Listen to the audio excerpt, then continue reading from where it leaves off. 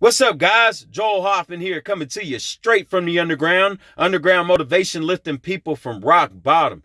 Man, there was a beautiful story I wanted to share with you guys. It's about this climber named Tommy Caldwell and him climbing this mountain in Yosemite National Park called El Capitan. It's a 3,000-foot cliff.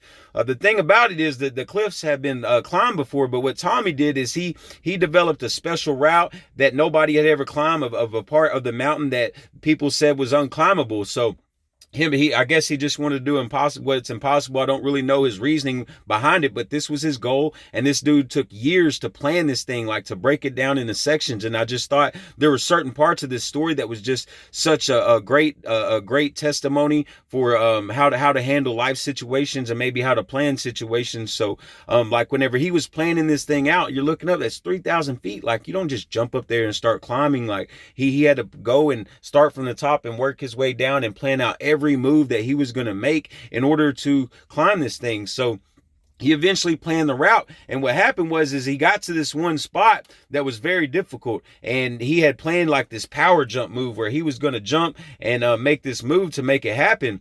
And whenever he kept trying, he couldn't do it. And so what he did was he developed a new route to climb down and then go around and make it to eventual spot that he was before. And that was his strength. He was just this amazing climber. He could do just about anything. So his partner, he didn't have the exact same skill set as Tommy. His partner Kevin didn't have the same skill set as Tommy. So whenever his partner got to this certain point, he could do the jump, whatever they call it, whatever jump move where you jump and hang on. He could do that move. But as they progressed, each little section, it was his own little obstacle course of these crazy climbs, like some of the hardest climbs in the world. So what happened was his partner, he got stuck, and Tommy, he got way ahead of him. And as he was getting close to the top, he started thinking about it, and he started feeling bad because he was like, man, this guy helped me. He's been here all this time. He helped me do this thing. Like, he felt it was very important to stick together. You know, it's a teamwork thing. It's a camaraderie thing.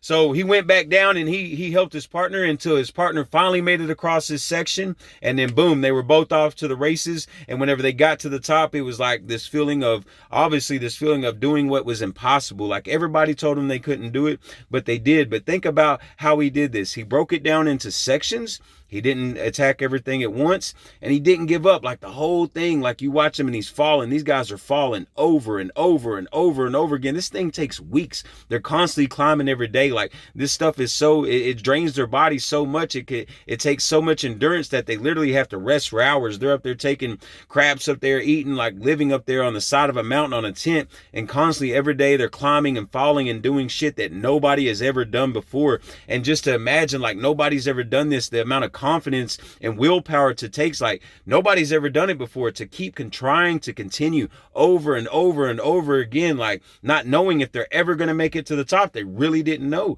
but they didn't stop until they fucking got there, and they helped each other out. And it was about teamwork. It was about their tribe. It was about the perseverance that they put in, about sticking to the plan and finding ways. Whenever you have to find ways to adapt. And there's certain sections you might have to find ways to adapt. So just because somebody else got there one way, you might have to find another way to get there, but you have to find a way. You have to find a way to adapt and climb up to that next level. That's the same thing we got to do in life.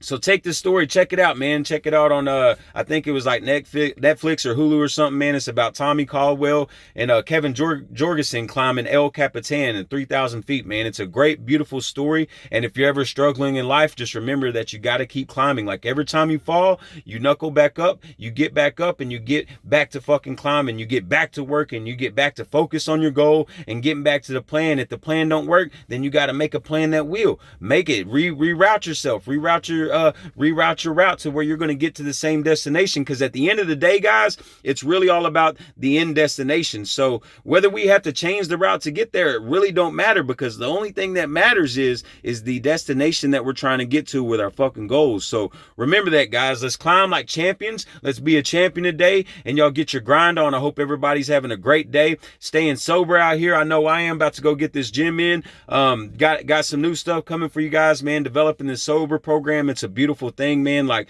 some really next level shit, man. And I'm really confident in it because this is what I've known my whole life. Like they don't teach this stuff in books. They don't teach it in classrooms. So can't wait to bring it. It's coming August 1st. Get my website sobertraining.com going. Until then, you guys can check me out on all my stuff on YouTube, Underground Motivation, obviously the Facebook, building up my undergroundmotivation.com. That website has some good stuff on there. I have a blog of what to do if you want to quit drinking and what to do, while you need something to do while you're not drinking, right? You can't, if you used to go into the bar all the time, then you probably don't know what to do. So check out the blog on undergroundmotivation.com about 7 ways to stop drinking, or 7 things to do when you're not, whenever you don't want to drink. That's what it's called. So you guys have a great, fantastic day, man. Remember, head up, chest out, and you can do more than what you know.